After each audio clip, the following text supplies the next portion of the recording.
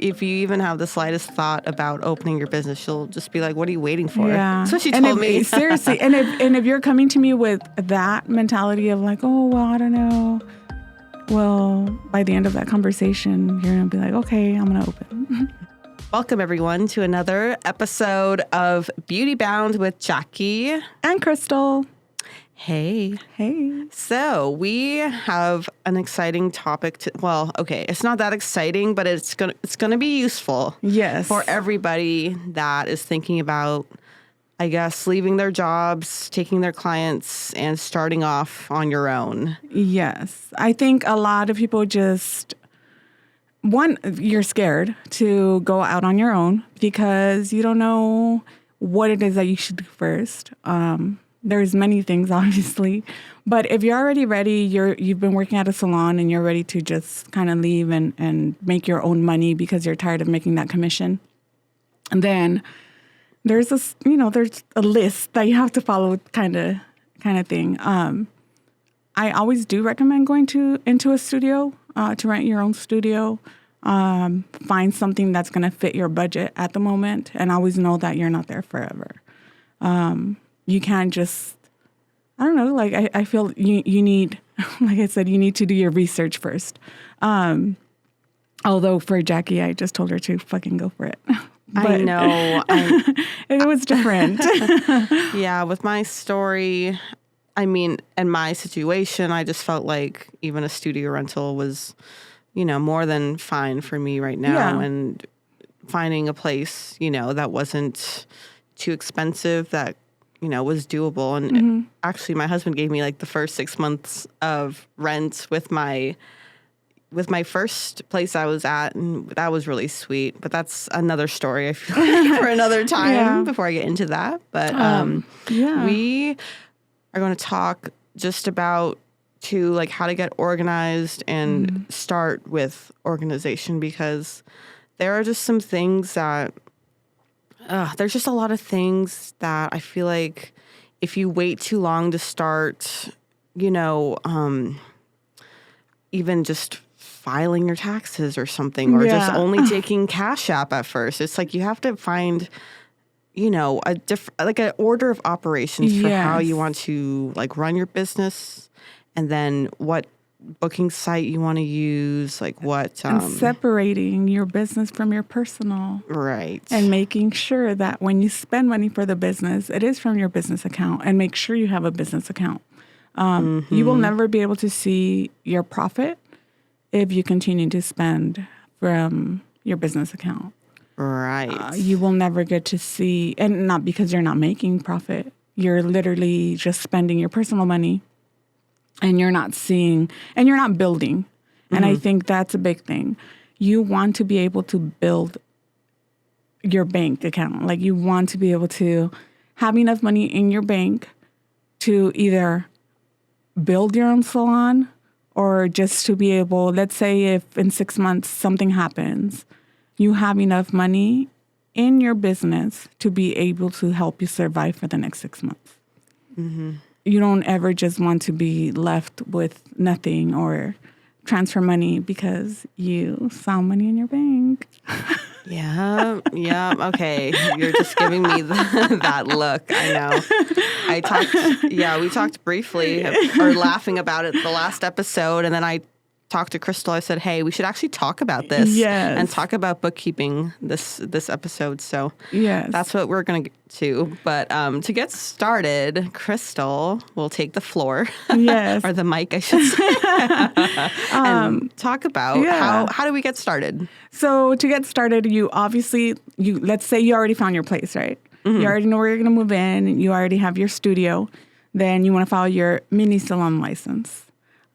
You want to get your assumed business name, which is something you would get at the city hall office in whatever city you're in. You go to the city hall. In California, it's called a fictitious name. Here is an assumed name, and that's where you get your business name filed, and that way you know that nobody else has your business name. Sorry, my phone, I see it flash. I have ADHD, so when I see my phone, it automatically, it flashes. and I want to look at it and I get distracted. So funny. So yeah, going back to that, you have to make sure that you file for that first, actually, before even your mini salon license, because you want to make sure that the name you want is available. Once you do that, you want to file with the IRS. You want to get your EIN number. That is if you're going to file for your EIN number if you're not getting an LLC, depending on how you're going to be operating. A lot of the times when you're first starting out, you just want to do sole proprietor, because sole proprietor is not that expensive. It's literally doing your assumed business name. You, on the other hand, you went and you did your LLC first. And I know, and actually, did you ever get them linked together? That I don't know. So here's what I did. Okay. When I started as a virtual SD last year, I was under the name Jackie the Esthetician LLC. Mm-hmm. And then when I wanted to open my own spa, I thought, okay, let's think of a better name than that. And then I was trying to change the LLC name. And then I talked to Crystal about it, and she said, hey, how about you just get the DBA instead, doing business as Skinfinite. And I thought, oh, okay, cool. I'll just do that then. So I moseyed my way down to the county clerk. Yeah, county clerk. And I got the DBA. And she said, okay, you'll have to file, though, with the state to get them linked together. Yeah. And that was a freaking, that was a pain in the ass. Let me tell you why. Because at first I filed and I didn't put the date, and they turned it down. So first of all, make sure you're filling everything out correctly. But that was the first ding. And then the second ding was, I don't even remember, but I think you sent out the front page with the application, and you were only supposed to send that. It was stupid little mistakes. Something very nitpicky, yeah. And then I said, okay, Crystal, I'm going to need some help linking the two together. And so she said, okay, let's just meet up and figure this out. She's such a nice bookkeeper, guys. I keep telling you, she does more than just bookkeeping. But I asked her because she was also, done it. So I thought, okay, she'll know what to do. So we met up and then we filed. Never heard anything. No, you got it. Nothing. I didn't get a letter that it was declined. I didn't get a letter that it was approved. So I think I'm still in limbo on that, but I thought since I didn't get anything back, then it must have went through. But my mini salon license is under my DBA. And because you already have your DBA. Yeah. Which is her assumed name. Mm-hmm. So normally when you do get an LLC at the beginning, that's a $300 fee through the state. Before, you used to be able to file for this with the city, at City Hall. You could file in the same office, but you can no longer do that. So now you have to do everything either online or go to Austin. But, who wants to go to Austin? Or in your own state. Obviously, every state is different. The fee for every state is different as well. So I only know the fee for Texas, not for any other state. Yeah, so I think in California, though, it's double the price, if I'm not mistaken. I don't doubt it. Yeah, but I'm not sure. So you want to decide what you want to do first. But just know that if you become a sole proprietor at the beginning, then if down the road you want to do an LLC, you do have to pay the fee. You do have to get a new EIN number, which is your tax ID number, through the IRS. So once you do that, you will have to open up a new bank account with the new EIN number, because you cannot link an LLC to a sole proprietor because they're completely two different business entities. So once you do that, I always say start with the LLC. The reason being, you don't want to have to go through all the drama of having to get a new bank account, get a new EIN number, or any of that. Then by getting the LLC, you're kind of setting up yourself for down the line when you're already making above $50,000, or honestly more than $100,000 a year. Because once you get to that, then you could switch over to an S Corp. So with the S Corp, that's when you would start paying yourself in a different payroll-wise. You would put yourself under a W-2 employee, which in turn helps you save money.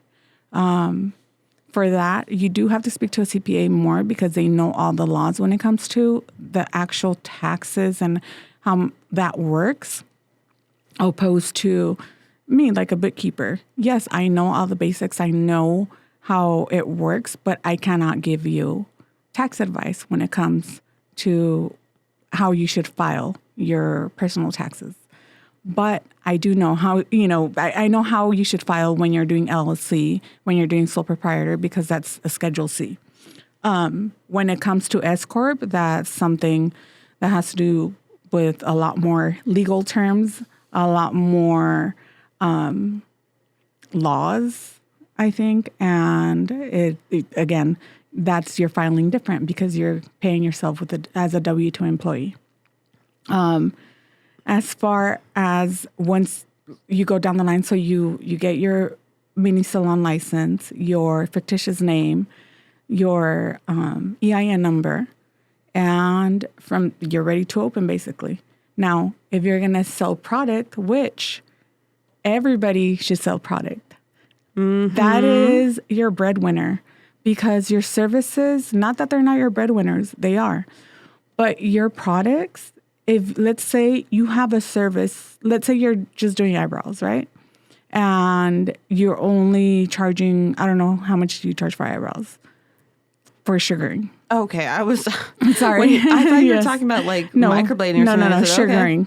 Okay, so let's say I charge like $15 to sugar someone's brows. Okay, and during that time, you're like, oh, I noticed that your skin's kind of dry, right? Mm-hmm. And they're like, oh, okay, well, what do you recommend? And then I'll say, okay, I think you should get like a hyaluronic acid serum or maybe a moisturizer or both to lock in that hyaluronic acid. Okay, so then that's a sell right there. So that, what, $20? How much? Sorry, so then that turns a $20 service into maybe you're going to make, depending how much your products are, you can make another $50 to maybe $100. Yeah, so your products are where your money's at. Mm-hmm. Always have product on hand. Don't ever think like, oh, I don't want to invest in that. Or then why the fuck are you in business for? Your business is an investment. Yes. Okay, my humble opinion, if you want to have a successful business, you're going to have to make investments. Like you cannot cheap out with just like Sephora shit. Mm-hmm. So, I'm sorry, but you can't. Yeah. Or with just, guys, like if people will look at you as a professional, if you carry professional brands, professional products, and etc. Yeah. And not only that, I feel like a lot of clients always end up also saying, oh, well, I can find it on Amazon. People, Amazon is not, yes, Amazon is amazing for a lot of shit. But for skincare and hair products, believe me, it is not it because they get their shit from overseas. And I was once told by a sexy hair rep who was at our school teaching, and she was talking about how amazing, it is to sell products, but not because just of, the money that you make from it, but also because you're educating your client. You're letting them know how they could prolong that hair color. You're letting them know how they could style their hair. Again, I talk a lot about hairstyling because that's what I did. So she told us that when you bought stuff at like Target or Walmart, because back then I think it was Walmart that was selling sexy hair. And that was the only store that was selling it. Well, they were not getting it from sexy hair. They were getting it from overseas because somehow they got a hold of it, but it wasn't legit sexy hair. And that's what they sell online. Last year, I think I couldn't go to the store and I actually ordered shampoo and conditioner from Amazon. Wow. It wasn't even like expensive one. It was literally like what you buy at the store. It stunk so bad. It smelled like petroleum, like even like gasoline. I was like, what the fuck is this? It did not smell good. So again, if you educate your clients on the product that you sell, and if you explain to them what happens with the product from Amazon, believe me, you'll gain their trust because you're actually being honest of why they shouldn't buy. Don't lie to them. Yeah, it might be cheaper, but it's not real product. Unless it's coming from the actual company, then it's not real shit. Mm-hmm. From either the actual company or from an authorized retailer. Mm-hmm. Okay. Yes. Or honestly, buy from your esthetician, from your hairstylist, from your waxer, because when you buy from them, you're supporting them. You're supporting their small business, and all the big corporations already make money, from everyone. And Absolutely. so I always remember just to support them. So if you're going out on your own, always remember to sell product. Invest. If you're investing in your business, that's part of investing in your business. You're not going to see any growth if you're afraid to invest in your business. Mm-hmm. So don't be afraid to do that. Obviously, when you do that, you do need a business license, or it's a sales tax license. Yes. And that you get through the state comptroller. Is it comptroller or controller? The comptroller. Comptroller, right? Yes. Yes. So you do that. You do have to get that. You could obviously collect taxes from the product you sell. So you're not paying out of pocket for any of this because your client is paying taxes on their product, which in turn you just turn around every quarter and you pay towards the state comptroller. Like you put your sales amount and everything comes out of there. Again, this is something that I do for you. I do it for Mercy as well. Because it just makes it easier for me to just log on and file everything. And I just send you a text at like 3 a.m. because that's when I work. Hey, your shit's already done. So make sure to pay it ASAP, because it's due that day. Normally I try to do it a couple of days before. This last time I did it the day of, which it stresses me the fuck out when I do it the day of. But it was done. It's paid. And you don't have to worry about it for the next 4 months. Every quarter. 3, 4? Yeah, quarter. Okay, yeah, every so it's quarter. 4 months. Yeah, so... Yeah, that's just another way to make some money, but also you have to open a business bank account. No more Cash App. No more Venmo. No. If you use Square though, you could take Cash App through Square. Oh yeah. Yes. So there is a way when they pay that they could choose to pay through Cash App. But yeah, no Venmo, no Zelle, none of that shit. Your money that you make, you're only fucking yourself if you're not reporting your own income to yourself. Mm-hmm. You're not going to see your growth. I understand you get cash tips. Cool. You don't want to tell me that you made that's fine. I don't know you made them. So, okay, whatever. But your cash money that you receive from a service, I'm going to bug you and I'm going to tell you. So you made $45. Where are they at? Oh my gosh, that's so funny. Oh, are you talking about me?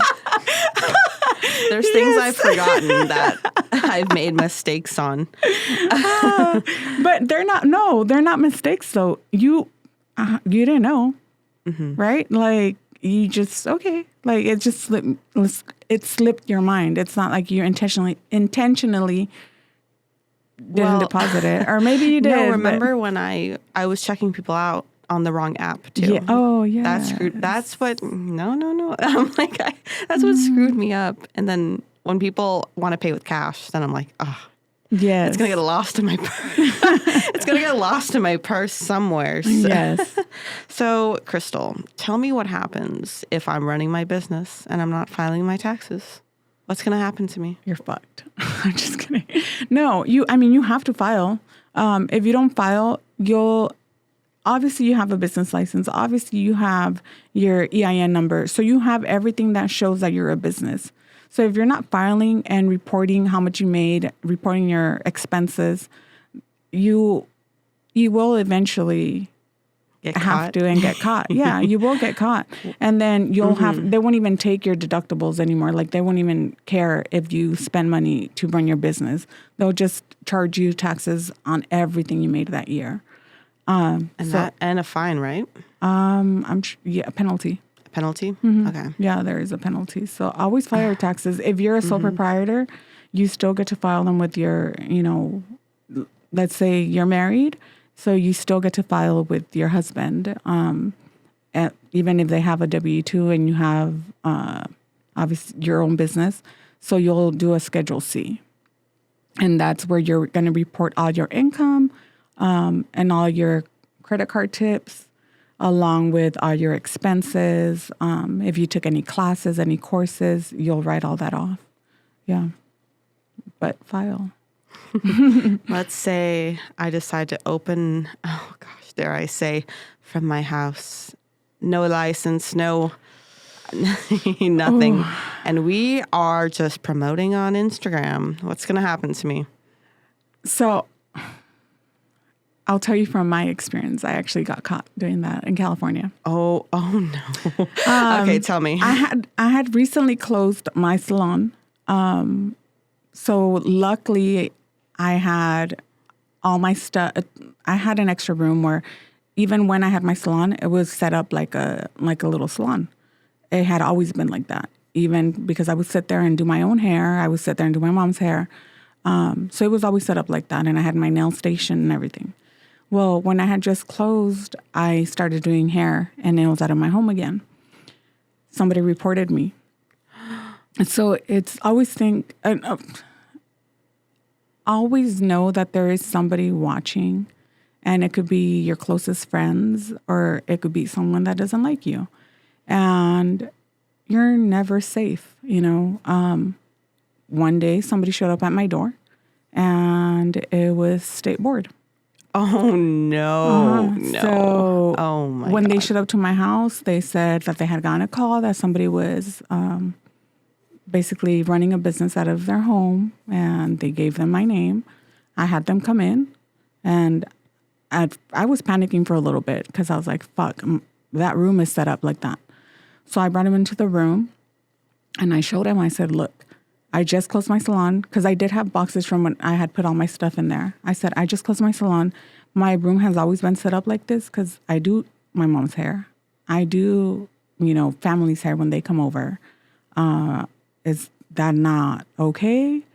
And he was like, no, that's fine. So he took pictures of everything, and I got lucky. Wow. He let it go. No.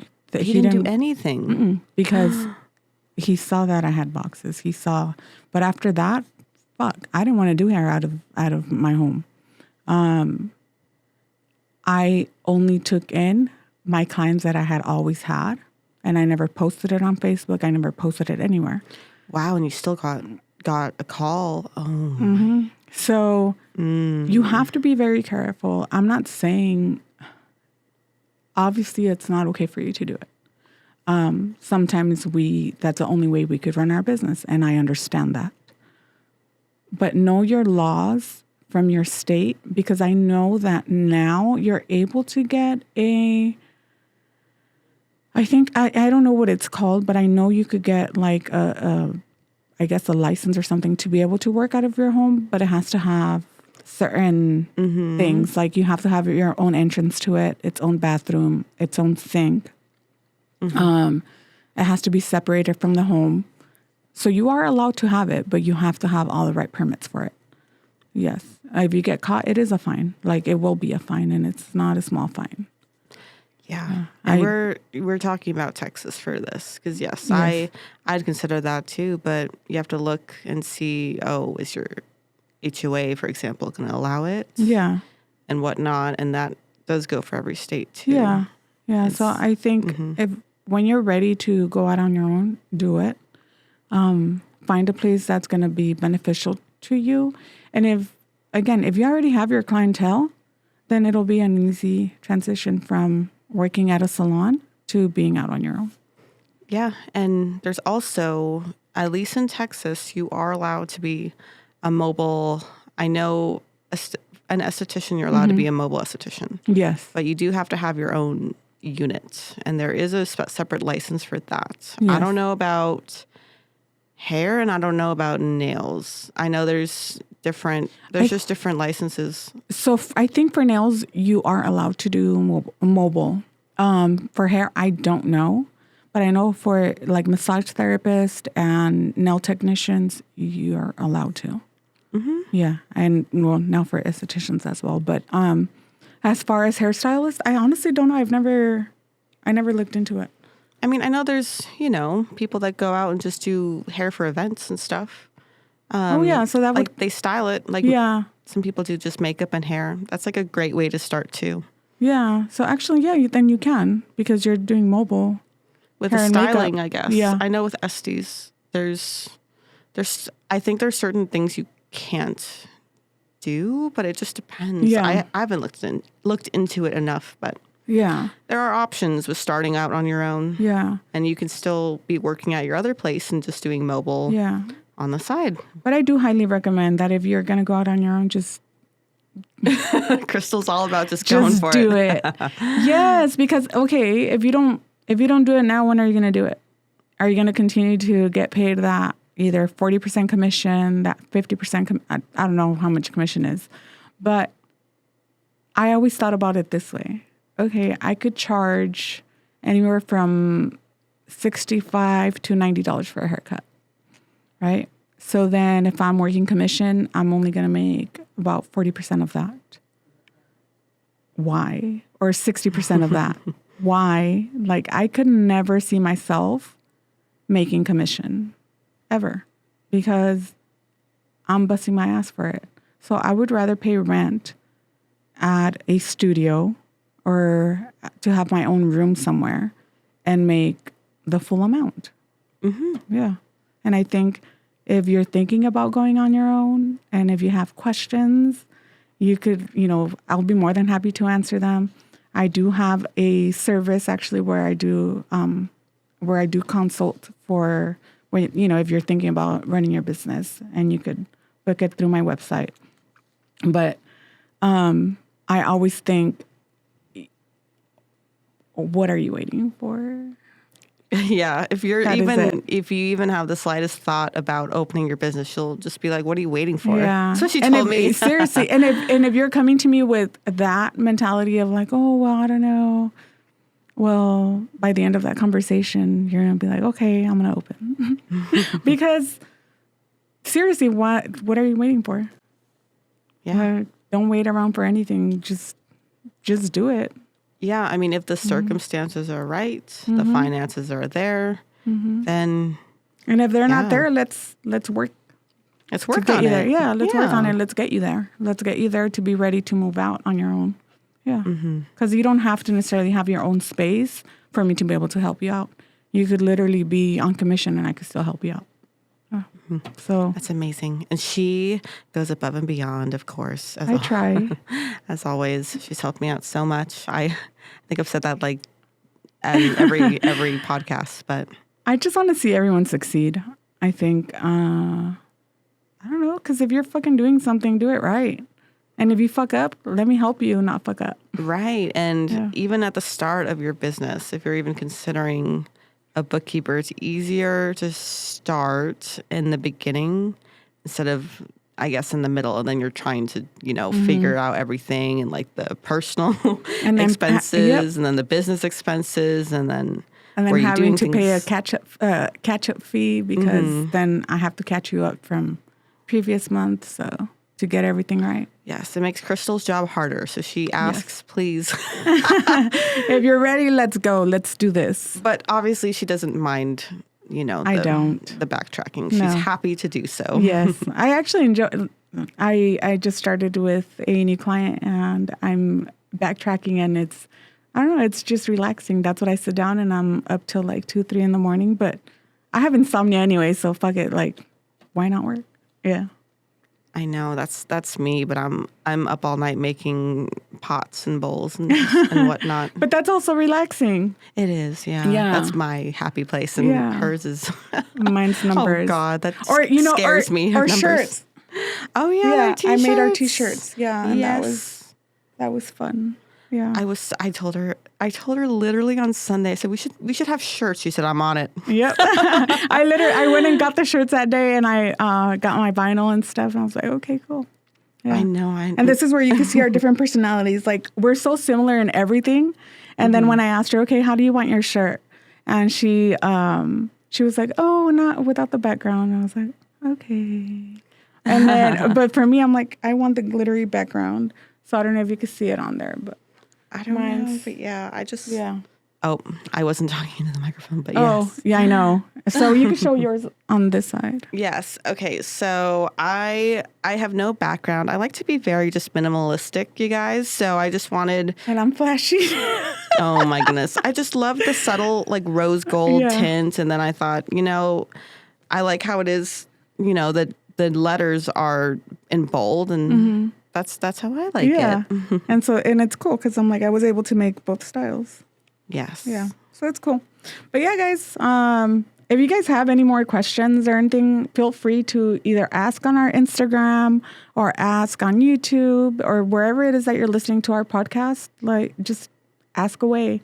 But thank you so much for listening. And I don't know, do you have any more questions to close this? I think that sums it up. I think I got to the main questions and how I'm not going to get in trouble if I do X, Y, and Z. So so hopefully this was very informative. Again, we'll probably do another one of this in a few episodes. So we don't bore you just with all the bookkeeping stuff. But thank you guys so much for listening to Beauty Bound. And we will see you, hear you, whichever, next week. So please stay tuned. Yes. And if you guys have any recommendations of what we can talk about too, we would love to just chat, or we can do a follow-up on more bookkeeping, I guess, if like a question comes up or whatever. But all right. Thank you so much, guys. Bye. Bye.